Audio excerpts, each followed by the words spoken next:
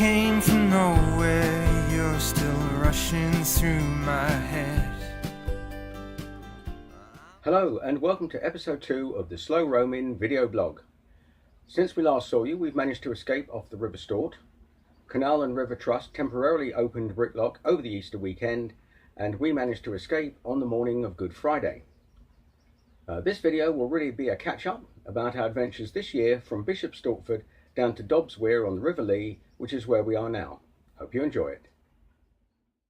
Our journey for this year began at Bishop Stortford in Hertfordshire. We slowly roamed down to Roydon to await the opening of Bricklock. We left Bishop Stortford at the beginning of March.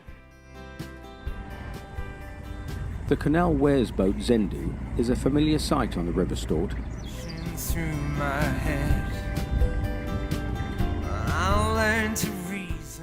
Its base is just below South Mill Lock, the first of 15 on the river.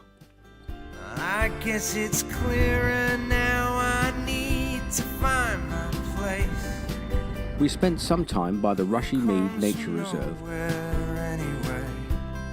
Where's our boat, Poppy?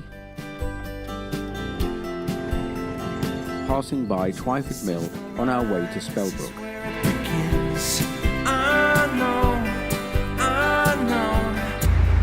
We're leaving Twyford Lock now. Going under the road bridge.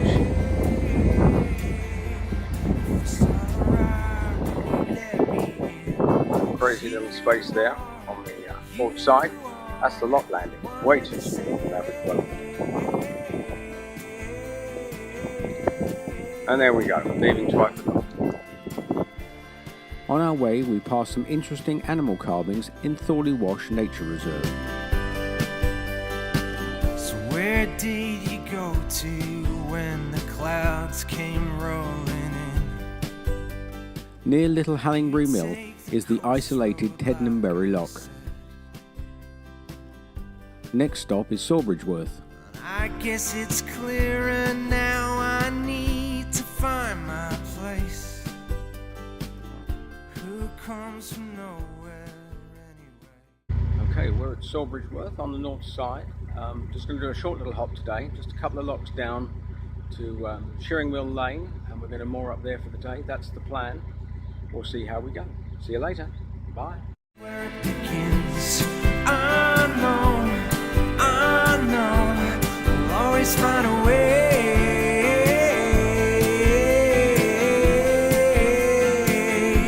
If it's alright, will you let me in? 'Cause you are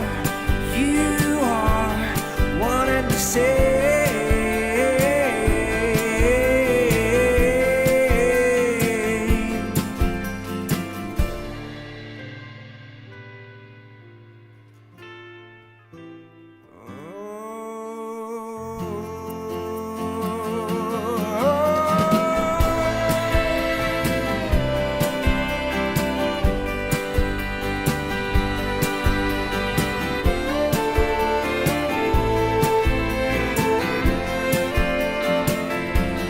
This is the line, this is where it begins. I know. We moored just below Shearing Mill Lock. The lockkeeper's cottage has the emblem of George Duckett above the door. He was the engineer who made the River Stort navigable.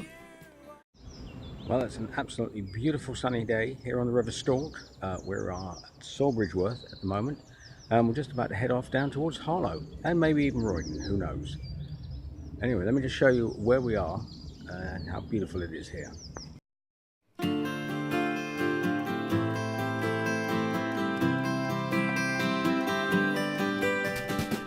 The river passes some lovely countryside on the way to Harlow. You came from nowhere, you're still rushing through my head. I'll learn to reason like you said. Harlow Mill Lock is first. I guess it's clearer now, I need to find my place. Followed by Burnt Mill Lock. Who comes from nowhere? You may recall that we were iced in here over the winter. West of Harlow is the attractive Parndon Mill. I know, we'll always find a way. A stone sculpture dedicated to the river reads, 1769, the River Stort opened to navigation, flowing into the Lee and onwards to the Thames, then out to the sea and so to all the ports of the world. Hunsdon Mill is next, then Roydon. Well, this is the railway bridge at Roydon, one of the lowest on the canal. Luckily the water level is low enough to let us through today, so that's good.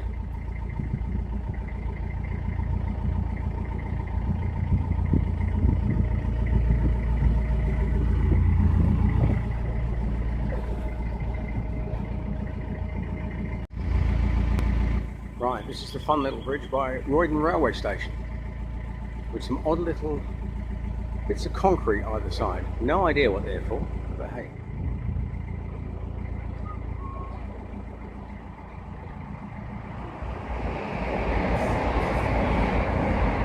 Trying to do a bit of filming as we go along. Hello. Bash my head now. And finally, we reached Brick Lock. At the beginning of January, CRT closed Brick Lock for some major repairs. The wall next to the old lockkeeper's cottage was starting to collapse into the lock chamber.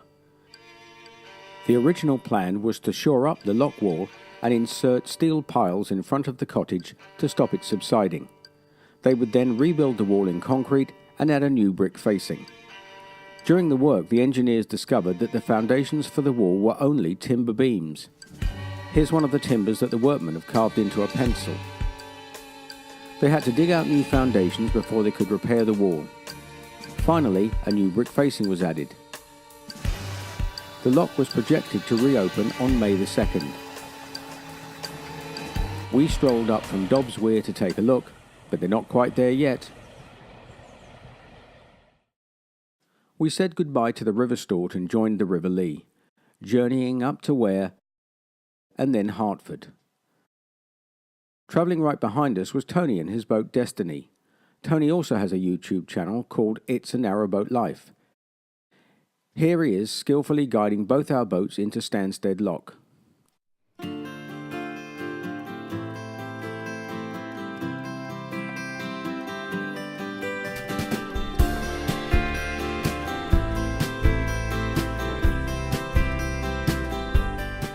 Weir is a pretty town. It has its own priory, some interesting shops, small mews houses, and a statue to commemorate its history as the premier malting town in England. On leaving Weir, we passed by another of its famous landmarks, the largest collection of riverside gazebos anywhere in Britain.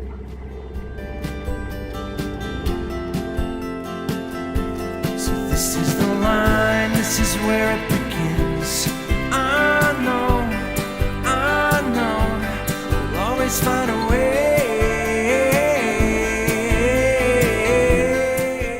We reached the end of the navigation at Hartford. You let me in, 'cause you Time to turn around and head south. wanted to say.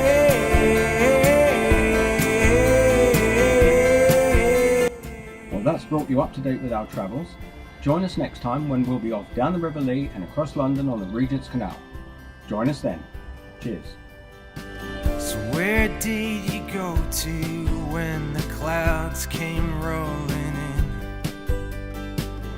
Did you take the coast road like I said? And I guess it's clearer now, I need to find my place. Who comes from nowhere